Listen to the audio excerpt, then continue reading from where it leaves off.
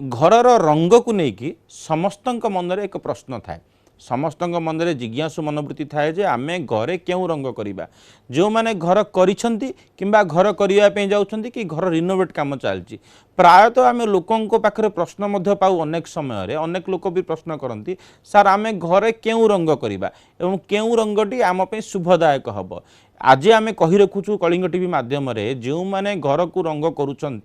आपण मैंने चिंतन करंतु घरे सदैव घरटी को शुक्र रंग अर्थात ऑफ व्हाइट रंग रंगीन करने चेष्टा करंतु ऑफ व्हाइट व्यतीत आपण चाहिए जदि घरटी को पिस्ता ग्रीन करें किंबा लाइट शेड्र जेकोसी कलर करें घरे अधिका डार्क बा गाढ़ रंगर कौन रंग करंतु नहीं खास करी घर सीलिंग को सबुबले व्हाइट करने चेष्टा करंतु बेस रे मध्य जो माने सब मार्बल बा टाइल पकाउचंती रंग बा नाली बा